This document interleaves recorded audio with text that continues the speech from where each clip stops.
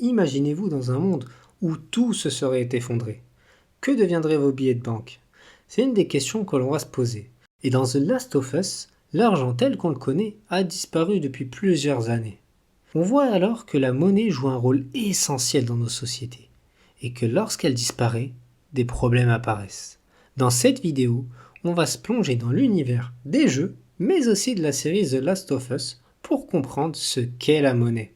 Bienvenue sur Culture Eco Marketing, moi c'est le Greg Teacher, et sur cette chaîne, on va essayer de découvrir l'économie et le marketing autrement. Dans The Last of Us, les survivants se battent pour des ressources de base, comme la nourriture, des médicaments, voire même des armes.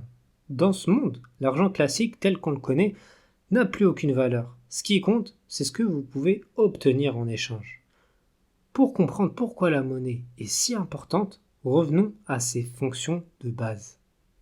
On peut définir la monnaie comme un actif, une richesse qui doit remplir trois fonctions. Traditionnellement, on renvoie cette définition, c'est-à-dire ces trois fonctions, à Aristote. La première fonction, c'est celle de l'unité de compte. Elle sert à mesurer la valeur des différents biens en étant un étalon. En gros, une unité commune. 1 euro me permet d'acheter tant de choses. 2 euros me permet d'acheter tant de choses. Elle va permettre de mesurer une multitude de biens entre eux et en temps réel. Dans The Last of Us, les USA n'existent plus. On se retrouve dans une zone, aux États-Unis. C'est un grand territoire, mais sans monnaie. Ou du moins sans la monnaie que l'on connaît. Du coup, 100 $, il faut calculer la valeur de chaque bien, les uns par rapport aux autres, à chaque fois que l'on veut réaliser un échange. C'est par exemple le cas de Joël, qui a besoin d'une batterie au tout début de la série. À aucun moment, le prix nous est communiqué. Par contre, on apprend et on comprend que la batterie vaut des informations, des armes, voire même des médicaments. En gros, des objets assez rares. Et c'est le fait de trouver des objets rares pour les échanger qui rend compliqué un monde sans monnaie. Ça nous amène à la deuxième fonction de la monnaie, l'intermédiaire d'échange. La monnaie doit pouvoir faciliter les échanges et les transactions entre une population, ou du moins entre les individus de cette population. Elle doit pouvoir être acceptée par tout le monde lors d'une transaction. Et c'est le cas avec nos monnaies actuelles. Lorsque l'on souhaite acheter un produit, on utilise nos pièces ou notre carte bancaire. Mais l'idée est là, on échange des euros contre de l'argent. Et si elle n'est pas acceptée, on doit trouver un objet équivalent lors de l'échange. Du coup, dans The Last of Us, on se retrouve dans des situations où les dollars ne sont plus acceptés et les individus échangent des produits assez rares contre d'autres. C'est une situation de troc. Mais une limite importante apparaît lorsqu'on évoque le troc, la double coïncidence des besoins. Et c'est Stanley Jevons qui nous en parle. Pour comprendre le concept de cet auteur, on va prendre le cas d'Ellie. Dans l'épisode 8 de la saison 1, ou dans le jeu, Ellie se retrouve alors seule. Elle doit trouver de la nourriture et des médicaments, notamment des antibiotiques, pour soigner Joël. Lors d'un moment de chasse, Ellie abat un animal. Et elle rencontre plusieurs hommes. On apprend par la suite que... ils étaient pas vraiment nets, c'était des cannibales. Mais bon, c'est pas la question. Cette société de cannibales, on va l'appeler comme ça, ce sera plus simple, a proposé à Ellie un échange. De la nourriture contre des médicaments pour Joël. Dans cette situation, on comprend que le troc fonctionne.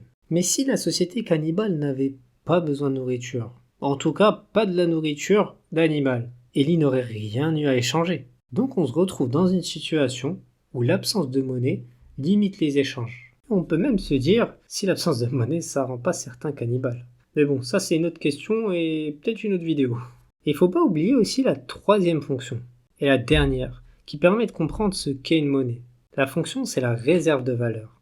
En gros, une monnaie, c'est un peu le pont entre le présent et l'avenir. C'est pas moi qui le dis, c'est John Maynard Keynes. En effet, cet économiste nous montre que la monnaie doit garder sa valeur dans le temps. Si vous vendez votre voiture, vous acceptez des euros en contrepartie.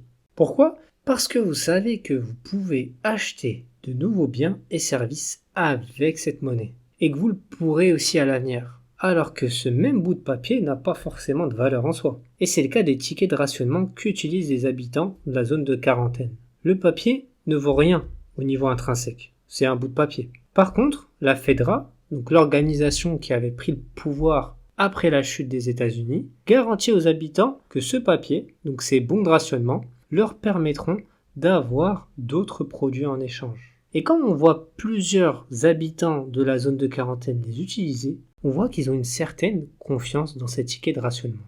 Mais là, on y reviendra un peu plus tard. Et donc ces tickets de rationnement, en fait, ils ont une certaine valeur parce que la FEDRA, elle joue un rôle de garant. Elle garantit que ces tickets auront toujours une valeur. Et le côté garantie, il est assez important. On pourrait faire un lien avec l'inflation. Dites-moi si ça vous intéresse en commentaire et ça pourrait être l'objet d'une prochaine vidéo. On comprend alors que la monnaie repose sur ces trois fonctions. C'est une unité de compte, c'est un moyen de transaction et c'est une réserve de valeur. Donc la monnaie a joué un rôle très important dans nos sociétés. Mais le fait de comprendre la monnaie seulement au travers de ses fonctions, ça nous amène à certaines limites. Et ça ne nous permet pas de comprendre tout ce qu'elle pourrait représenter et tout ce qu'elle représente pour nous aujourd'hui. Et on le voit avec The Last of Us, où elle a quasiment disparu.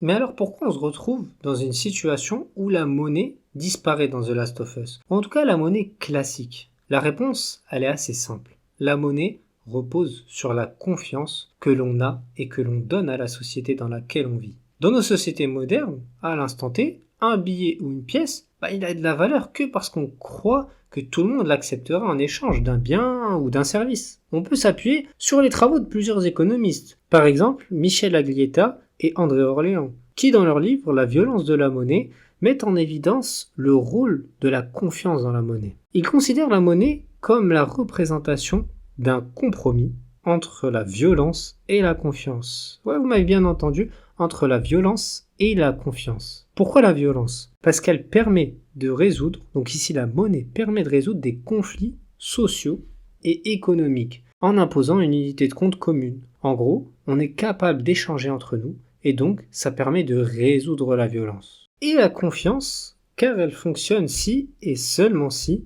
les individus acceptent de lui attribuer une valeur partagée. En gros, ma pièce de 1 euro a de la valeur seulement parce que je sais que la personne en face de moi acceptera cette pièce en échange d'un bien. C'est la même chose avec un boulanger. Je sais qu'il acceptera ma pièce de 1 euro en échange d'un bien. Donc, on se retrouve dans une situation où la monnaie peut être définie comme la confiance. Mais dans un monde où les institutions comme les banques ou les banques centrales n'existent plus, les gouvernements aussi n'existent plus, cette confiance, elle s'effondre, elle disparaît. Cette situation fictive, en fait, elle n'est pas si éloignée de la réalité. Parce que dans notre monde, on a eu des périodes de crise qui ont vu émerger des monnaies alternatives ou des choses qui s'approchent un maximum de la monnaie qu'on connaît. C'est par exemple le cas en Allemagne après la Première Guerre mondiale, dans les années 30 et même un peu avant, des biens comme le charbon ou des vêtements étaient utilisés comme des monnaies.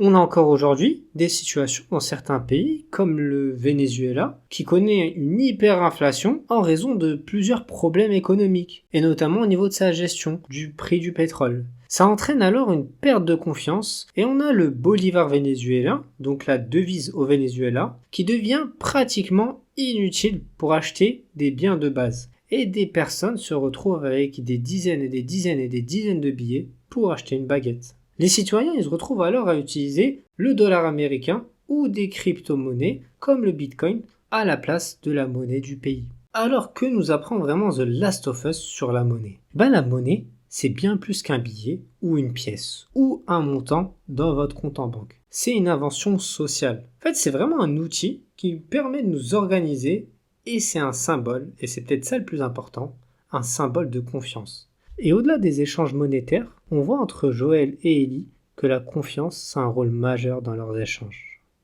Merci d'avoir regardé ce premier épisode de la chaîne Culture Eco Marketing. Moi c'est le Great Teacher et je vous dis à la prochaine. En attendant, n'hésitez pas à liker, à vous abonner et surtout à laisser un petit commentaire pour me faire savoir ce qui vous a plu.